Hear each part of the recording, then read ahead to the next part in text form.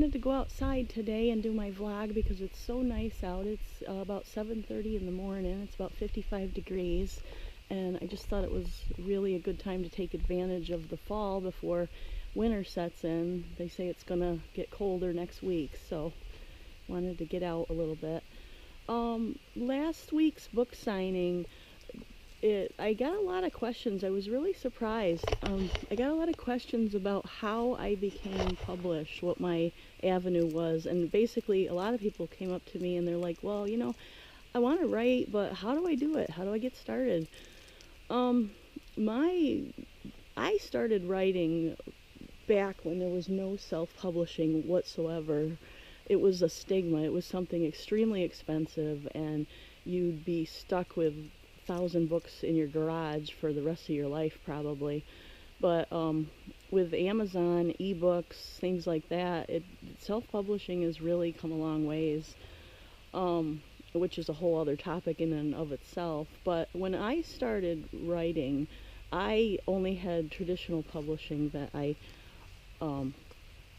looked into, because that's basically all there really was. And I mean, you can still traditionally publish. I don't now.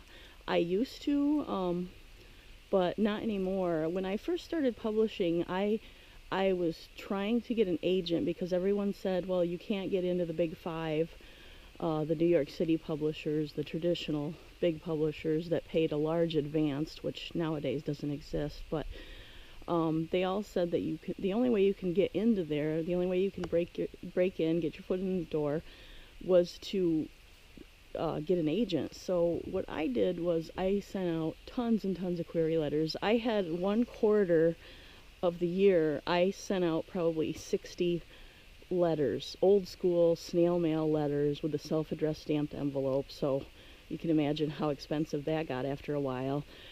To agents, I got a bunch of agents that wanted to see, they wanted to see a partial, which is your entire synopsis or outline, and then 3 chapters. So I would send the letter with the self-addressed stamped envelope out and get a request for a partial back. Then I would send those 3 chapters and the outline to them with a, of course, self-addressed postage back, and receive it back either we want to see the whole thing or thanks but no thanks, something like that.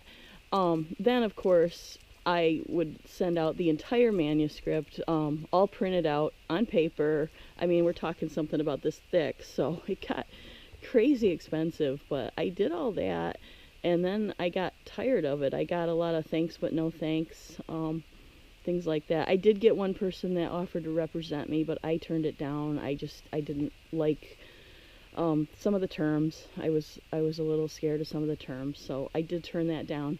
And then I decided to approach big publishers myself, particularly Harlequin. At that time I was writing only historical, so I submitted to Harlequin Historicals, and I did get, honestly, I did get very close with a couple of them. They had an editorial meeting and they met with me via conference call, but in the end they were like, we like this, but we don't like the way the ending of this. So I offered to change the ending, which they said okay. So I did that, waited a few more months, and finally they were like, yeah, thanks but no thanks. And I offered to resubmit and they were like, no. So I never really knew the final outcome of why they rejected it, which was really discouraging for me. And I did go on to publish through traditional publishing.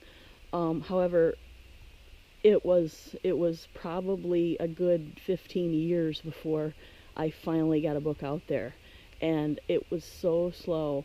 I mean, you were talking like a year and a half to get your book out, where nowadays with self-publishing you can get your book out as fast as you can write it, as fast as you can do the work.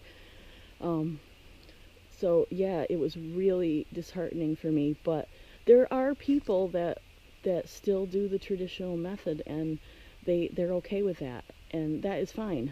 There's nothing wrong with that. There's nothing wrong with either way, as long as you get the book in the hands of the reader. That's all that really matters. So yeah, those are some of the options. I mean, you can still go the agent route.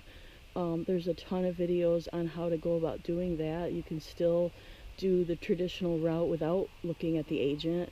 Of course, it's a little hard if you don't understand contracts. I would strongly recommend getting a lawyer if you do get a contract, just to look it over. Some type of literary lawyer would be best. But yeah, so there's a ton of options. There's more options for writing right now for being published than there ever has been. So the majority of the people that I talked to last week, they sounded really frustrated and really discouraged. And I just want to say, you don't need to be. I mean, it's so much easier. There's so many more options to publishing than there ever has been before. I think it's a great time to be a writer. I mean, there's never been a better time, really. And I just want to say to everyone out there who's frustrated, don't be. It's hard. I mean, it's not easy, but you can do it. If you have the drive and the ambition and just to get your book out there, you can do it. Find a way. Find the way that works for you and go after it. Go after your dream. So, yeah, that is today's video. Just wanted to say hi and send that out, and I really hope that anybody out there that I met with you last week, I really hope this video helps you, and I really hope that you can take something from it, and everybody out there that I did not meet as well. So yeah, so I'll have a great week, and thanks for watching. Bye.